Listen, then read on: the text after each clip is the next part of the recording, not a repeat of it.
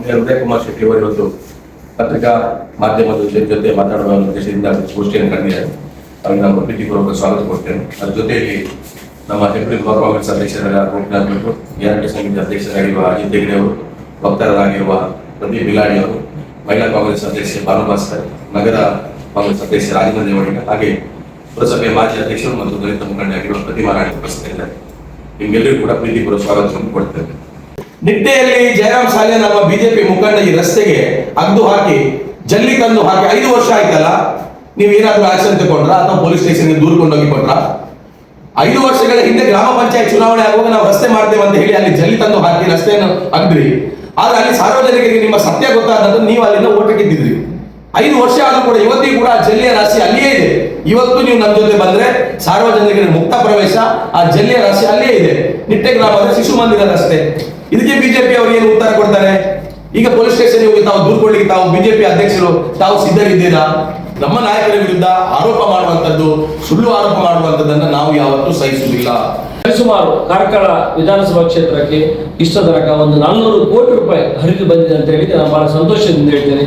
ಇದು ಪ್ರತಿ ಗ್ಯಾರಂಟಿ ಯೋಜನೆಯ ಮೂಲಕ ಅಂದ್ರೆ ಪ್ರತಿ ತಿಂಗಳಿಗೆ ಸರಿಸುಮಾರು 20 ಕೋಟಿ ರೂಪಾಯಿ ದುಡ್ಡು ಬರ್ತಾ ಇದೆ. ಅದನ್ನು ನೋಡಿ ಸಹಿಸಲಾಗದ ಕಾರ್ಕಳದ ಬಿಜೆಪಿಯವರು, ಬೇರೆ ಎಲ್ಲರಿಗೆ ನಾನು ಸೇರಿಸಿ ಹೇಳುವುದಿಲ್ಲ, ಅದರಲ್ಲಿಯೂ ಪರ್ಟಿಕ್ಯುಲರ್ ಆಗಿ ಕಾರ್ಕಳದ ಬಿಜೆಪಿಯವರು ಅದಕ್ಕೆ ಅಪಪ್ರಚಾರದ ರೀತಿಯಲ್ಲಿ ಬಹಳ ಕೀಳರಿಮೆಯಲ್ಲಿ ಇದನ್ನು ಮಾತಾಡ್ತಿದ್ದಾರೆ.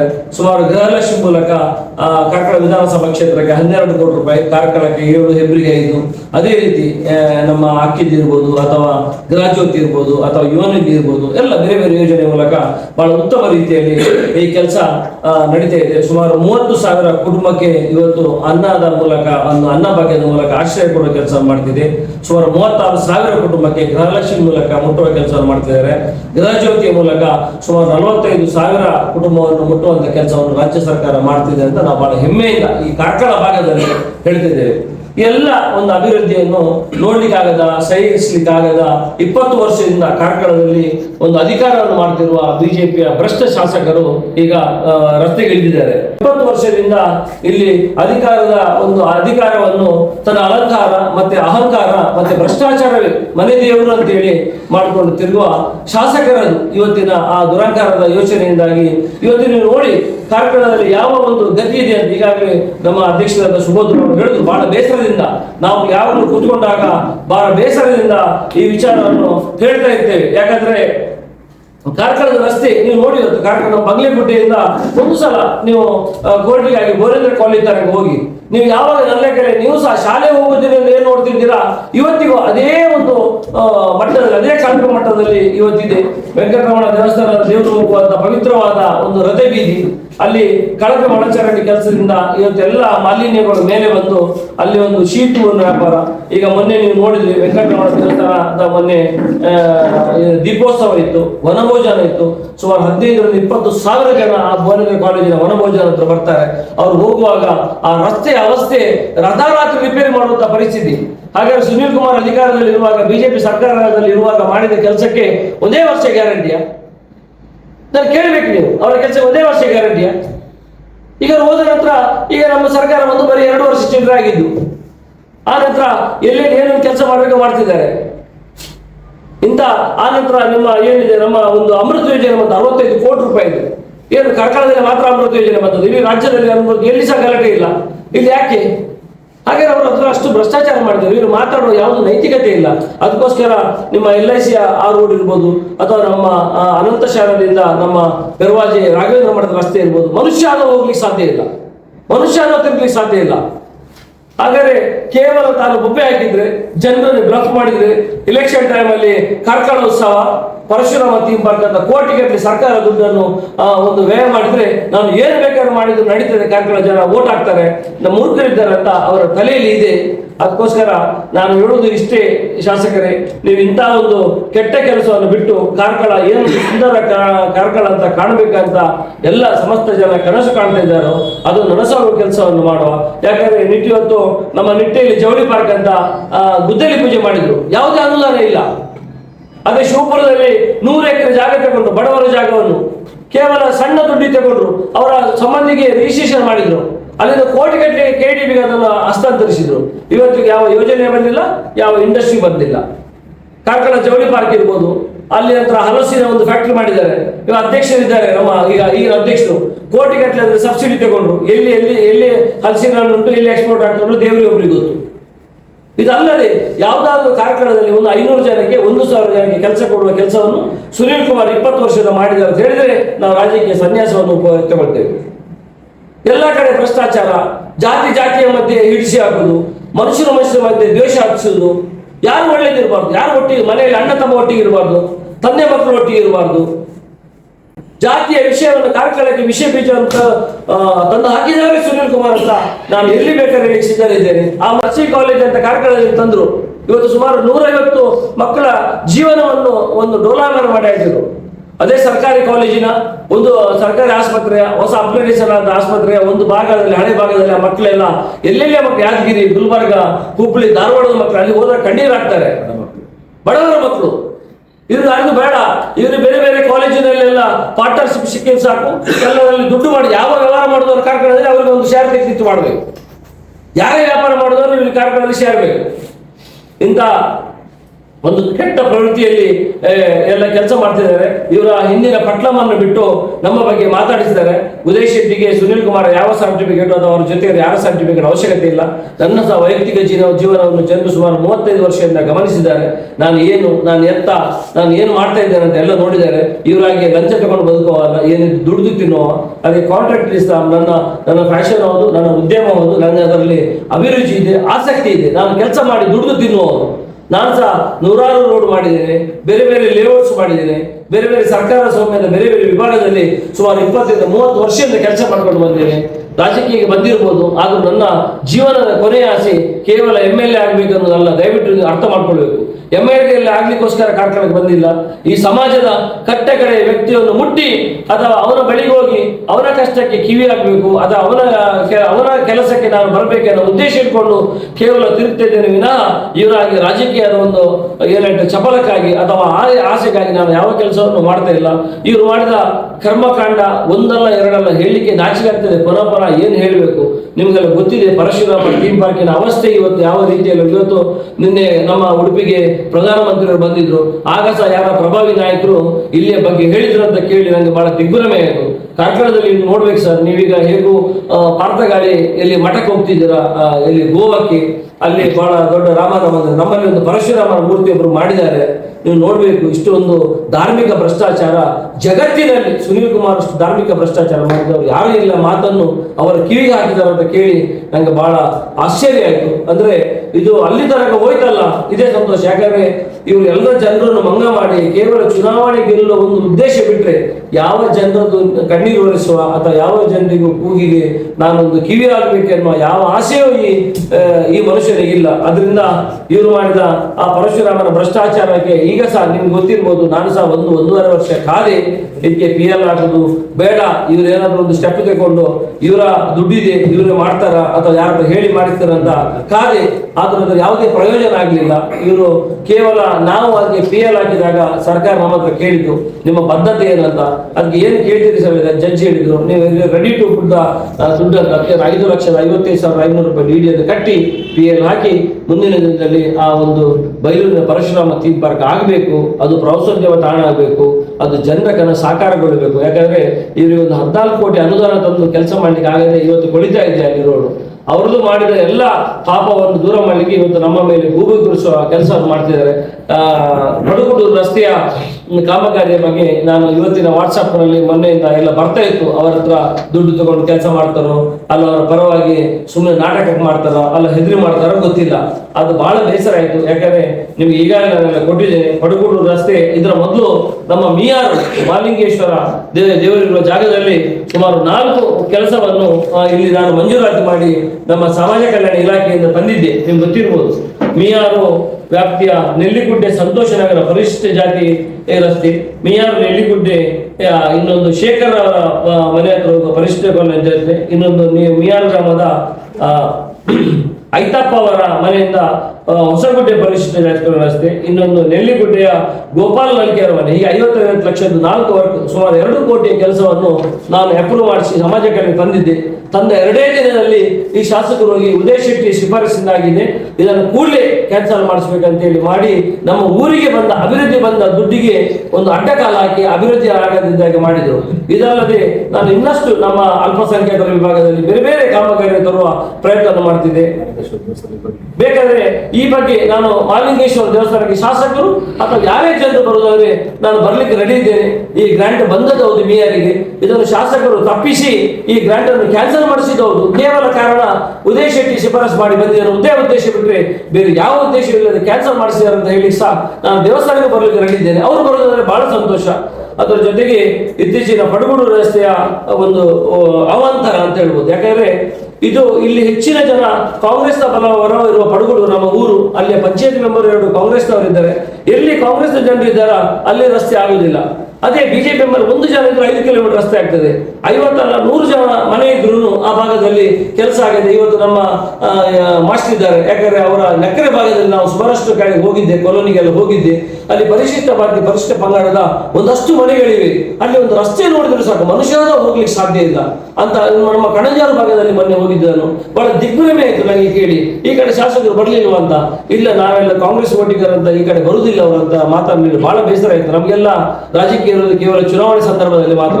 ಚುನಾವಣೆ ಮುಗಿದ ಮೇಲೆ ನಾವು ಅದನ್ನು ಬದಿಗಿಟ್ಟು ಡೆವಲಪ್ಮೆಂಟ್ ಅಲ್ಲ ಊರಿನ ಅಭಿವೃದ್ಧಿ ಬಗ್ಗೆ ಅಲ್ಲ ಒಳ್ಳೆತನದ ಬಗ್ಗೆ ಯಾವ ಮನುಷ್ಯತ್ವದ ಬಗ್ಗೆ ಮಾತಾಡಿ ಜನರ ಹತ್ರ ಬೆರೆಯುವುದು ನಮ್ಮ ಕೆಲಸ ಅಂತ ನಮಗೆ ಹಿರಿಯರು ತಿಳಿಸಿಕೊಟ್ಟಿದ್ದಾರೆ. ಆ ನಿಟ್ಟಿನಲ್ಲಿ ನಮ್ಮ ಪಕ್ಷ ಮತ್ತೆ ನಮ್ಮ ಹಿರಿಯರಿಗೆ ಗೌರವ ಕೊಟ್ಟು ನಮ್ಮ ಕೆಲಸವನ್ನು ಮಾಡ್ತಿದ್ದೇವೆ.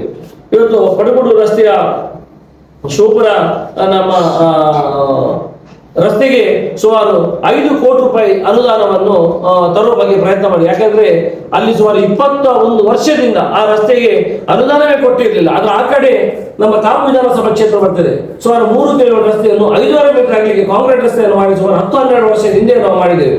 ಅದೇ ರೀತಿ ಇದು ಬಹಳ ಒಂದು ಮುಖ್ಯವಾದ ರಸ್ತೆಯಾಗಿತ್ತು. ಯಾವಾಗಲೂ ನಾವಲ್ಲಿ ಓಡಾಡ ಉಡುಪಿ ಹೋಗುವ ಒಂದು ಮುಂಜಾನೆಯಿಂದ ಉಡುಪಿ ಹೋಗುವ ಮುಖ್ಯ ರಸ್ತೆ ಇದಾಗಿರ್ತದೆ. ಇದಕ್ಕೆ ಅನುದಾನ ಬರಲಿದ್ದ ಊರಿನವರು 10 ಹಲವಾರು ಬಾರಿ ಪಂಚಾಯತ್ಗೆ ಮತ್ತು ಶಾಸಕರಿಗೆ ಯಾವುದೇ ಬೇಡಿಕೆ ಕೊಟ್ಟಾಗಲೂ ಈಡೇರದಿದ್ದಾಗ ನಾನು ಮಾನ್ಯ ಶಾಸಕ ಸತೀಶ್ ಜಾರಕಿಹೊಳಿ ಅವರ ಬಾಳೆಗೆ ಹೋಗಿ ಸುಮಾರು ಸಲ ಅಲೆದಾಡಿದ ನಂತರ 5 ಕೋಟಿ ರೂಪಾಯಿ ಅನುದಾನವನ್ನು ಕೊಟ್ಟರು ಇವರು. ಅದಕ್ಕೆ ನಾನು ಪಿಡಬ್ಲ್ಯೂ ಇಂಜಿನಿಯರ್ ಅಂತ ಹೇಳಿದೆ, ಇನ್ನು ನಮ್ಮ ಮೇಯರ್ ಆದಾಗಿ ಆಗೋದು ಬೇಡ ಆಗಿದೆ, ನೀವು MLA ಸಹ ಒಂದು ಶಿಫಾರಸು ಲೆಟರ್ ತಗೊಳ್ಳಿ ಅದನ್ನು ಮಾಡುವ ಅಂತ ಹೇಳಿ ಅದೇ ರೀತಿ ಅವರು ತಗೊಂಡು ಮಾಡಿದ್ರು. ಇವರು 6 ತಿಂಗಳಲ್ಲಿ ಗುದ್ದಲಿ ಪೂಜೆ ಮಾಡ್ಲಿಕ್ಕೆ ಬರಲಿಲ್ಲ. ಅದರೊಟ್ಟಿಗೆ ಸ್ಯಾಂಕ್ಷನ್ ಆದ ಬೇರೆ 20 ಕೆಲಸ ಆಗಿದೆ. ಇದಕ್ಕೆ ಶಂಕುಸ್ಥಾಪನೆ ಮಾಡ್ಲಿಕ್ಕೆ ಸಹ ಬರಲಿಲ್ಲ. ಯಾಕೆ? ಇದು ಇಲ್ಲಿ ಹೋಗುವ ರಸ್ತೆ ಈ ರಸ್ತೆ ಆಗಬಾರ್ದು, ಇಲ್ಲಿ ಕಾಂಗ್ರೆಸ್ನವರು ವೋಟರ್ಸ್ ಇದ್ದಾರೆ ಅನ್ನೋ ಉದ್ದೇಶಕ್ಕೋಸ್ಕರ ಬಂದಿರಲಿಲ್ಲ. ಬೇಕಾದ್ರೆ ಬರ್ಲಿರು ಪಡುಗೂರು ನಮ್ಮ ಭದ್ರಕಾಳಿ ಅಮ್ಮನ ಸ್ಥಾನಕ್ಕೆ ಬರಲಿ, ಅಲ್ಲಿ ನಾನು ಬರ್ತೇನೆ. ಉದಯ್ ಶೆಟ್ಟಿ ಈ ಕೆಲಸ ಆಗ್ಬೇಕಂತ ಪ್ರಯತ್ನ ಮಾಡಿದನು, ಅಲ್ಲ ಈ ರಸ್ತೆಯನ್ನು ಅಗದಾಕಿ ಹಾಳು ಮಾಡ್ಬೇಕಂತ ಮಾಡಿದನು ಅಂತ ಅವರಲ್ಲಿ ದೇವಸ್ಥಾನ ಬಂದ್ರೆ ನಾನು ಇವ್ರ ಜೊತೆಗೆ ಮಾತಾಡ್ಲಿಕ್ಕೆ ಯಾವಾಗಲೂ ಸಿದ್ಧನಿದ್ದೇನೆ. ಅದರಿಂದ ಸುಮಾರು 5 ಕೋಟಿ ಅನುದಾನದಲ್ಲಿ ನಮ್ಮ ಮಿತ್ರರಾದ ಪ್ರಶಾಂತ ಮೊಳವಳ್ಳಿ ಅವರು ಈ ವರ್ಕ್ ಅನ್ನು ಗುತ್ತಿಗೆದಾರ ತಗೊಂಡ್ರು. ಅಲ್ಲಿ ಸಹ ನೋಡಿ, ನಾವು ರಾಜಕೀಯ ಮಾಡದೆ ಅಲ್ಲೇ ಬಿಜೆಪಿಯ ನಾಯಕರ ಹತ್ರ ಹೇಳಿದೆ, ಅವರು ಬಿಜೆಪಿ ಅವರು ಪಾಕಿಸ್ತಾನದವರಲ್ಲ, ಅಫ್ಘಾನಿಸ್ತಾನದವರಲ್ಲ, ಕೇವಲ ರಾಜಕೀಯ ಒಂದು ವಿಷಯಕ್ಕೋಸ್ಕರ ಒಬ್ರು ಬಿಜೆಪಿ ಇರ್ತಾರೆ, ಒಬ್ರು ಕಾಂಗ್ರೆಸ್ ಇರ್ತಾರೆ. ಸಭೆ ಸಾಮಾನ್ಯ. ನಾವು ಅವರನ್ನು ಪಾಕಿಸ್ತಾನ ನೋಡಿದಾಗೆ ಅಲ್ಲ ಅಫ್ಘಾನಿಸ್ತಾನ ನೋಡಿದಾಗೆ ನೋಡುದಿಲ್ಲ. ಅವ್ರ ಹತ್ರ ಹೇಳಿದೆ, ನೋಡಿ ನಿಮ್ಮ ಶಾಸಕರು ಶಂಕುಸ್ಥಾಪನೆ ಮಾಡ್ಲಿಕ್ಕೆ ಬರ್ತಾ ಇಲ್ಲ ಅಂತೆ, ಆಗ್ತಾ ಇಲ್ಲ, ನಾನು ಡಿಪಾರ್ಟ್ಮೆಂಟ್ ಇಂದ ಕೇಳಿ ತಿಳ್ಕೊಂಡೆ.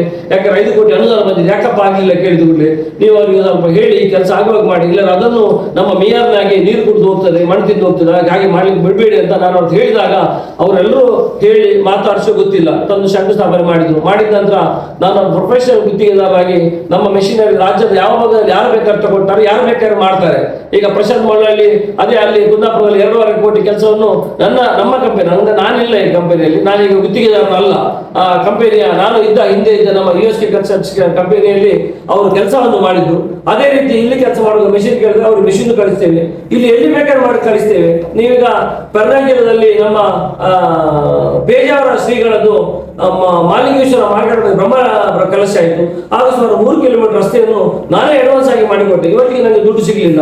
ಅದೇ ರೀತಿ ಪೂಜ್ಯನೀಯ ವೀರೇಂದ್ರ ಹೆಗಡೆ ಅವರು ಮೊನ್ನೆ ನಮ್ಮ ಪರೀಕ ಸೌಖ್ಯವನದ ಹತ್ರ ಅಲ್ಲಿ ಈಶ್ವರ ದೇವಸ್ಥಾನದ ಮೊನ್ನೆ ಬ್ರಹ್ಮಕಲಶ ಆಯಿತು, ಆವಾಗ ಅಲ್ಲಿ ರಸ್ತೆ ಮಾಡಿ ಅಂತ ಕೇಳಿದ್ರು. ನಮ್ಮ ಸತೀಶ್ ಜಾರಕಿಹೊಳಿ ಅವರಿಗೆ ಸ್ವಂತ ಫೋನ್ ಮಾಡಿ ಹೇಳಿದ್ದಾರೆ, ಅವರು ಜನಸಭೆಗೆ ಅವರಿಗೆ ಮೀಟ್ ಆಗಿದ್ದಾರೆ, ಒಂದು ಮಾಡಿಕೊಡ್ಬೇಕಂತ.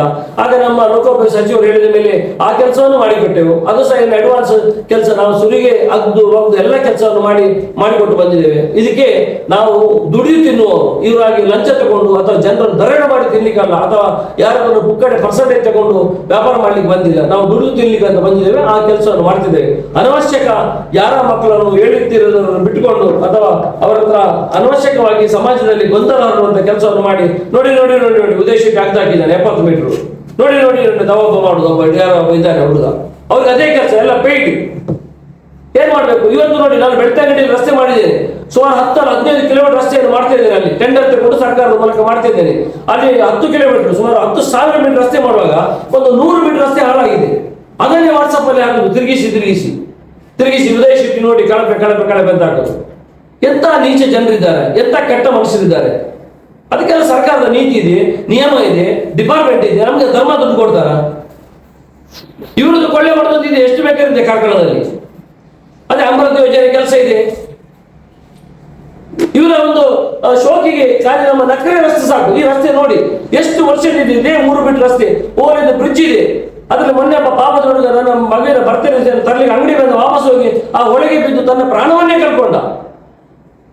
ಇವರ ಕಣ್ಣೆದುರಲ್ಲಿ ಕಾಣ್ತಾ ಉಂಟು. ನಕರೆ 21 ವರ್ಷ ಬೇಕಾಗಿ ಸಣ್ಣ ಬ್ರಿಡ್ಜ್ ಅನ್ನು ಅಗಲ ಮಾಡ್ಲಿಕ್ಕೆ. ಆ ವ್ಯಾಘ್ರ ಚಾಮುಂಡಿ ದೇವಸ್ಥಾನ ಖಾಲಿ ಬ್ರಿಡ್ಜ್ ಅನ್ನು ಅಗಲ ಮಾಡುದು.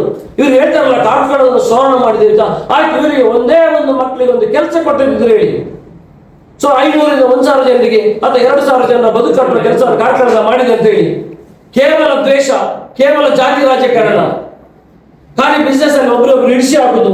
ಇದು ಬಿಟ್ಟರೆ ಏನಾದ್ರೂ ಒಂದು ಒಳ್ಳೆ ಕೆಲಸ ಸುನೀಲ್ ಕುಮಾರ್ ಮಾಡಿದಿದ್ರೆ ನಾನು ರಾಜಕೀಯ ಸನ್ಯಾಸ ನಾ ಹೇಳಿದೆಲ್ಲ. ಕೊನೆಯ ಆಸೆ MLA ಆಗುದಲ್ಲ.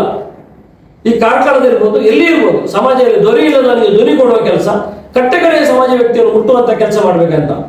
ಪ್ರತಿಯೊಂದು ಹಂತದಲ್ಲಿ ರಾಜಕೀಯ ಅವ್ರಿಗೆ ಒಂದು ಪಟ್ಲ ಮೀದು 10 ಜನರು. ನಾನು ಅದನ್ನು ಮಾಡುವುದಿಲ್ಲ. ನಾನು ಏನು ಮಾತಾಡೋದು ನಾನೇ ಮಾತಾಡ್ತೇನೆ, ನಾನೇ ಎದುರಿಸ್ತೇನೆ. ಅವ್ರಿಗೆ ತಾಕತ್ತಿದ್ರೆ ಅವ್ರು ಬರಲಿ, ಚರ್ಚೆ ಬರಲಿ, ಓಪನ್ ಚರ್ಚೆ ಬರಲಿ. ಕಾರ್ಕಳದಲ್ಲಿ ಅಭಿವೃದ್ಧಿ ಮಾಡಿದೆ ಅಂತ ಹೇಳಿ ಕಾಂಗ್ರೆಸ್ ಪಕ್ಷ ಕಾರ್ಕಳದಲ್ಲಿ ಏನು ಮಾಡಿದೆ ನಾನು ಹೇಳಿ ತೋರಿಸ್ತೇನೆ. ಕಾಂಗ್ರೆಸ್ ಪಕ್ಷ ಜನರ ಬದುಕುವ ಕೆಲಸವನ್ನು ಹೇಗೆ ಕಾರ್ಕಳದಲ್ಲಿ ಮಾಡಿದೆ ಅಂತ ನಾನು ತೋರಿಸ್ತೇನೆ. ಕೇವಲ ರಸ್ತೆ 3 ಇದ್ದದ್ದು 5.5 ಮಾಡಿದ್ರೆ, 5.5 7 ಮಾಡಿದ್ರೆ ಇದು ಅಭಿವೃದ್ಧಿ ಅಲ್ಲ. ಜನರ ಬದುಕು ಕಟ್ಟುವ ಕೆಲಸ ಮಾಡಬೇಕು. ಇವತ್ತು ಸರಿಸುಮಾರು ತಿಂಗಳಿಗೆ 20 ಕೋಟಿ ರೂಪಾಯಿ ದುಡ್ಡು ರಾಜ್ಯ ಸರ್ಕಾರ ಕೊಡ್ತಾ ಉಂಟು, ಪ್ರತಿಯೊಬ್ಬರು ಮನೆ ಬೆಳಗುವ ಕೆಲಸ ಮಾಡ್ತಾ ಉಂಟು. ಇವತ್ತು ಉಡುಪಿಯಲ್ಲಿ ಜನ ಕಾಂಗ್ರೆಸ್ ಓಟ್ ಹಾಕದಿರ್ಬೋದು, 5 ಕ್ಷೇತ್ರ ಸೋತಿರ್ಬೋದು. ಇವತ್ತು ಆದ್ರೆ ರಾಜ್ಯದಲ್ಲಿ ಸುರಿಗೆ ಗ್ಯಾರಂಟಿ ಯೋಜನೆ ತಗೊಂಡ 99% ಜಿಲ್ಲೆಯನ್ನು ಉಡುಪಿ ಜಿಲ್ಲೆ ಅಂತ ಹೇಳ್ತೀನಿ. ಅಷ್ಟು ಮನುಷ್ಯರನ್ನು ಬಿಟ್ಟು ಬಿಡಿ. ಇವತ್ತು ಆ ಬಡವರಿಗೆ 2 ಕೊಡುದು 4,000 ಕೊಡುವ, ಅದಕ್ಕೆ ಬೇಕಾದ್ರೆ ಕಳ್ಳ 4 ಇದು ಮಾಡ್ತಾರೆ. ಯಾವುದು ನಿಮ್ಮ ರೇಷನ್ ಕಾರ್ಡ್ ಮಾಡ್ತಾರೆ, 2,000 8 ಜನರಿಗೆ ಸಿಗುವ 8,000 ಸಿಗುವಾಗ ನಾಚಿಕೆ ಆಗುದಿಲ್ಲ ಇವರಿಗೆ. ಇವರ ಜನರಿದ್ದಾರೆ, ಇವರ ಆಫೀಸಲ್ಲಿ ಕರೆದು ಮಾಡಿಸ್ತಾರೆ, ಇವರ ಕಿಶೆಯನ್ನು ಕೊಡುವುದಿಲ್ಲ. ಸರ್ಕಾರ ತಗೊಳ್ತಾರೆ, ಪುನಃ ಕಾಂಗ್ರೆಸ್ ಬೈತಾರೆ, ಸಿದ್ದರಾಮಯ್ಯ ಬೈತಾರೆ, DK ಶಿವಕುಮಾರ್ ಬೈತಾರೆ, ಎಲ್ಲ ಬೈತಾರೆ. ಪರಶುರಾಮ ತಿಮ್ಮಾರ್ ಪಾರ್ಕ್ ಇದು ಗಲಾಟೆ ಆಗುವಾಗ ಅವ್ರದೇ ಕಾಲು ಇಟ್ಕೊಳ್ತಾರೆ, ನನ್ನ ಮರ್ಯಾದೆ ಉಳಿಸಿ ಅಂತೇಳಿ. ಯಾಕೆ ಬೇಕು? ಅಷ್ಟಿದ್ರೆ ಎದುರಿಸ್ಲಿ ಇವರು. ಪರಶುರಾಮ ಬೆಟ್ಟಕ್ಕೆ ಬರಲಿ, ನಾನು ತಪ್ಪು ಮಾಡಲಿಲ್ಲ ಅಂತ ಹೇಳಿ ಅವರು. ಯಾರು ಹೇಳಿ ಗೂಬೆ ಕೂರಿಸುದು? ಬಂದು ಹೇಳಿ ನಾನು ಕಂಚಿನ ಪ್ರತಿಮೆಯನ್ನೇ ಮಾಡಿದ್ದು, ಉದಯ ಶೆಟ್ಟಿ ಮತ್ತೆ ಕಾಂಗ್ರೆಸ್ ಸುಳ್ಳು ಹೇಳ್ತಾರೆ ಅಂತೇಳಿ. ಎಷ್ಟು ತನಕ ನಾಚಿಗೆ ಅಂದ್ರೆ ನಮ್ಗೆ ಬಹಳ ಇದು ಹೇಳ್ಬೇಕಾ ಬೇಡ ಅಂತ ಗೊತ್ತಾಗುತ್ತಿಲ್ಲ. ನಂಗೆ ಹೇಳಿ ಸಾಕಾಯ್ತಿದ್ದು. ಒಂದಾಯ್ತಲ್ವ ಅಲ್ಲಿ, ಹೇಗೆ ಒಂದು ಪರಶುರಾಮನ ಅರ್ಧ ಕದ್ಕೊಂಡು ಹೋಗಿ ಆಯ್ತು ರಾತ್ರಿ. ಈಗ ದೇವರು ಇದ್ದಾರೆ ಅಂತ ಸಾಕ್ಷಿ ಹೇಳೋದಕ್ಕೆ ಅಲ್ಲಿ ಅರ್ಧ ನಿಂತುಕೊಂಡಿರೋದೇ ದೇವರಿದ್ದಾರೆ ಸಾಕ್ಷಿ, ಇಲ್ಲ ಅದು ನೋಡ್ಲಿಕ್ಕೆ ಸಿಗ್ತಿರ್ಲಿಲ್ಲ. ಅದನ್ನು ಪುನಃ ಸರಿ ಮಾಡ್ತಾರೆ ಅಂತ ಅದೇ ಕೃಷ್ಣ ಆಯ್ತಾರ ಅಂತ ಅವರ ಗೋಡನಲ್ಲಿ ಮಾಡಿಸಿದ್ರು. ಪುನಃ ಕೋರ್ಟಲ್ಲಿ ಕೇಸ್ ಇರುವಾಗಲೇ ಅದನ್ನು ಪೊಲೀಸ್ನವರು ಸೀಸ್ ಮಾಡಿ ತಗೊಬಂದ್ರು. ಇಲ್ಲಿ ಪರೀಕ್ಷೆ ಮಾಡುವಾಗ ಅದು ಅದರಿಗಿಂತ ಕಳಪೆ ಮಟ್ಟದ್ದು. ಅದನ್ನು ಇಡ್ಲಿಕ್ಕೆ ಚಾನ್ಸೇ ಇಲ್ಲ ಇನ್ನು ಮುಂದೆ. ಅದು ಇಲ್ಲೇ ಉಂಟು, ಉದಯ ಶೆಟ್ಟಿ ಅಂಗಳದಲ್ಲಿ court police station. Sunil Kumar ಬೇಕಾದ್ರೆ ನಾಳೆ ಒಬ್ಬ ಯಾರನ್ನು ಅದನ್ನು ಚೆಕ್ ಮಾಡೋದು ತಗೊಂಡು ಟೆಸ್ಟ್ ಮಾಡಿ, ಇಷ್ಟು ಭ್ರಷ್ಟಾಚಾರ ಮಾಡಿ ದೇವರ ಹೆಸರಲ್ಲಿ ಓಟು ತಗೊಂಡು ಜನರ ಭಾವನೆಗೆ ಎಳ್ಳೀರು ಬಿಟ್ಟು ಇನ್ನು ಮುಖ ತೋರಿಸ್ತಾರಲ್ಲ ಜನರಿಗೆ. ಉದಯ ಶೆಟ್ಟಿ 70 ಬಿಟ್ಟು ರೋಡನ್ನಾಗಿದ್ದ, ನೋಡಿ ನೋಡಿ ನೋಡಿ ಇವನು ಭ್ರಷ್ಟಾಚಾರ, ನೋಡಿ ನೋಡಿ ನೋಡಿ. ಎಂತ ಒಂದು ಕೆಟ್ಟ ಹೀನ ಮನಸ್ಥಿತಿಯಲ್ಲಿದ್ದಾರೆ ಇವರೆಲ್ಲ. 100 ಕಿಲೋಮೀಟರ್ ರೋಡ್ ಮಾಡಿದ್ದೇವೆ, ಮಾಡೋದನ್ನ ಜೀವನದಲ್ಲಿ ಅಂಡ ರಸ್ತೆ ಒಂದು ಹಾಳಾಗಿತ್ತು, ಅದನ್ನು 5 ವರ್ಷ ಇಟ್ಕೊಂಡು ಸುಕ್ಕಿದ್ರು. 5 ವರ್ಷ ಯಾಕೆ ನಮ್ಮವರು ನನ್ನ ಪ್ರತಿಮೆ, ನನ್ನ ತಂದೆ ಪ್ರತಿಮೆ ಮಾಡುದು, ಅದಕ್ಕೆ ಮಾಲೆ ಹಾಕುದು, ಅದಕ್ಕೆ ಫೋಟೋ ಹಾಕುದು, ಅದನ್ನು ವಾಟ್ಸಪ್ ಅಲ್ಲಿ ಹಾಕುದು ಮಾಡ್ಲಿ. ನಂಗೆ ಯಾರು ಎಷ್ಟು ನನಗೆ ನನ್ನನ್ನು ತೆಗಳ್ತಾರ ಅಷ್ಟೊಂದು ದೇವರು ನನಗೆ ಅವಕಾಶ ಕೊಡ್ತಾರೆ ಎಂದು ಎಣಿಸ್ಕೊಳ್ತೇನೆ. ಈ ಸಮಾಜದಲ್ಲಿ ನಮ್ಮನ್ನು ಯಾರು ಹೊಗಳ್ತಾರೆ ಅವರನ್ನು ಯಾವತ್ತೂ ನಂಬಾರದು. ಯಾರು ಬೈತಾರೆ ಅವರ ಬಗ್ಗೆ ನಮಗೆ ಬಹಳ ವಿಶ್ವಾಸ ಇದೆ. ಬೈಬೇಕು, ಬೈದ ನಾವು ಸರಿ ಆಗ್ತಿದ್ದೆ ಅಂತ ಲೆಕ್ಕ. ಆದ್ರೂ ರಾಜಕೀಯ ನಮ್ಮ ಕಾರ್ಕಳ ವೀರಪ್ಪ ಮೊಯ್ಲಿ ನೋಡಿ, ಕೋಟಿ ಜನ ಥೀಮ್ ಪಾರ್ಕ್ ಹೋಗಿ ನೀವು ಬರ್ಬೇಕು, ನನ್ನ ಜೊತೆಗೆ ನೀವೆಲ್ಲ ನೋಡ್ಬೇಕು ಸರ್, ನೀವು ಸಮಾಜದ ಕಣ್ಣು ತೋರಿಸ್ಬೇಕು. ಅಲ್ಲಿ ಬಂದು ನೋಡಿ ಎಷ್ಟು ಕಳಪೆ ಕಾಮಕ ಆ ನಿರ್ಮಿತಿ ಕೇಂದ್ರದಲ್ಲಿ ಸೇರಿಕೊಂಡು ಎಷ್ಟು ದುಡ್ಡು ಹೊಡೆದಿದ್ದಾರೆ. ಇವತ್ತು ತಾಲೂಕಿನ ಕ್ರೀಡಾಂಗಣ ಆಗ್ತದೆ 5 ಕೋಟಿ ರೂಪಾಯಿ ಖೇಲೋ ಇಂಡಿಯಾದಲ್ಲಿ 3 ಕೋಟಿ ರೂಪಾಯಿ ಅನುದಾನ ದುಡ್ಡನ್ನು ತಗೊಂಡಿದ್ದಾರೆ ಇವರು. ಅಲ್ಲಿ ನೋಡಿದ್ರೆ 1.5 ಕೋಟಿ ರೂಪಾಯಿ ಕೆಲಸ ಆಗಿರ್ಲಿಕ್ಕಿಲ್ಲ. ಅತ್ಯಂತ ಕಳಪೆ ಕಾಮಗಾರಿ ಆಗಿದ್ರೆ ಅದು ಕಾರ್ಕಳದ ಕ್ರೀಡಾಂಗಣ ಅಂತ ಹೇಳ್ತೇನೆ. ಅದೇ ರೀತಿ ಈಗ ರಂಗಾಯಣದ್ದು ಹಾಲ್ ಆಗ್ತಾ ಉಂಟು, ಪಕ್ಕಸ್ ನೋಡಿದ್ರೆ 8-7 ಉಂಟು. ನೀವೊಂದು ನೋಡಿ, ಎನ್ನೋಳಿ ಡ್ಯಾಮ್ ಇವ್ರಿಗೆ ಖಾಲಿ ರಸ್ತೆಯಲ್ಲಿ ಹೋಗಿ ನೋಡ್ಬೇಕಂತ ಅದನ್ನೇ 1 ಕಿಲೋಮೀಟರ್ ಕೆಳಗೆ ಮಾಡಿದ್ರೆ ಇವತ್ತು ಇಡೀ ಕಾರ್ಕಳಕ್ಕೆ ನಮ್ಮ ಜಲಜೀವನ್ ಮೆಷಿನ್ ಯಾವುದೋ ನೀರನ್ನು ಕಾಯ್ದ ಅವಶ್ಯಕತೆ ಇರಲಿಲ್ಲ, ಆ ನೀರನ್ನು ಕೊಡ್ಬೋದಿತ್ತು. ಇವರು ಬಂದಾಗ ನಿಟ್ಟೆಯಲ್ಲಿ ಮತ್ತೆ ಹೆಬ್ರಿಯಲ್ಲಿ ಒಂದು ಬಹುಗ್ರಾಮ ಕುಡಿಯುವ ನೀರು ಯೋಜನೆ ಅಂತ ಮಾಡಿದ್ರು. ನಿಟ್ಟೆಯನ್ನು ಹಳ್ಳ ಇಡಿಸಿ ಬಿಟ್ರು, ಅಲ್ಲಿ ಡ್ಯಾಮ್ ಅಂತ ಜನರ ಜಾಗವನ್ನು ಎಕ್ವೈರ್ ಮಾಡಿದ್ರು. ಅವ್ರಿಗೆ ಜಾಗವೂ ಇಲ್ಲ, ಈಗ ಇರ್ಲಿಕ್ಕಿಲ್ಲ. ಮೊನ್ನೆ ನಾನು ಹೋಗಿದ್ದೆ ಮದನಾಡು ಭಾಗಕ್ಕೆ, ಅಲ್ಲಿ ಬಂದು ಕಣ್ಣೀರು ಹಾಕ್ತಿದ್ದಾರೆ ಜನ ಎಲ್ಲ. ಅಲ್ಲಿ ನಮ್ಮ ಜಾಗ ಎಕ್ವೈರ್ ಮಾಡಿದ್ರು, ಅಲ್ಲಿ ಪಕ್ಕದಲ್ಲಿ ನಾವು ಗವರ್ಮೆಂಟ್ ಜಾಗದಲ್ಲಿ ಕುತ್ಕೊಂಡಿದ್ದೆವು, ನಮ್ಗದನ್ನು ಸರಿ ಮಾಡಿ ಕೊಡ್ತೇವೆ ಅಂತ ಹೇಳಿದ್ರು. ಈಗ ನಾವು ಕೇಳಿದ್ರೆ ಬರುವುದೇ ಇಲ್ಲ. ಚುನಾವಣೆ ಬಂದಾಗ ಒಂದು ನಾಟಕ, ನೀವು ನಾಟಕದಲ್ಲಿ ಸೇರ್ಕೊಂಡಿದ್ರೆ ಅದಕ್ಕೆ ಈಗ ಆಗಿದೆ ಅಂತ ಹೇಳಿದೆ ಅವರಿಗೆ. ನಾವು ಮೊನ್ನೆ ಹೋಗಿದ್ದೇವೆ ಮದನಾಡು ಭಾಗಿ. ಇಂಥ ಬಹಳ ಒಂದು ಕೀಳು ಮಟ್ಟದ ರಾಜಕೀಯವನ್ನು ಮಾಡ್ತಾ ಇದ್ದಾರೆ. ಅದು ವಿಚಾರದಲ್ಲಿ ಮಾತ್ರ ಇರ್ಬೋದು. ಕಾರ್ಕಳದಲ್ಲಿ ಎಲ್ಲಿ ಮುಟ್ಟಾದ್ರೆ ಕಾಂಗ್ರೆಸ್ ಅದು ಬಿಜೆಪಿ ಹೋದ್ರೆ ಅದು ಪಾಕಿಸ್ತಾನ ನೋಡಿದಾಗ, ಅಫ್ಘಾನಿಸ್ತಾನ ನೋಡಿದೆ. ಇದು ವ್ಯಾಪಾರ ಸಂಬಂಧ ಎಲ್ಲ ಒಟ್ಟಿಗೆ ಆಗ್ತದೆ, ನಾಟಕಕ್ಕೆ ಮಾತ್ರ ಇಲ್ಲ. ಎದುರುಗಡೆ ಜನರನ್ನು ಬ್ಲಫ್ ಮಾಡ್ಲಿಕ್ಕೋಸ್ಕರ, ಅದಕ್ಕೋಸ್ಕರ ಇವರು ಏನು ಒಂದು ಸುಳ್ಳಿನ ಪರಮಾವಧಿಯನ್ನು ಕೊನೆ ಮಾಡಿ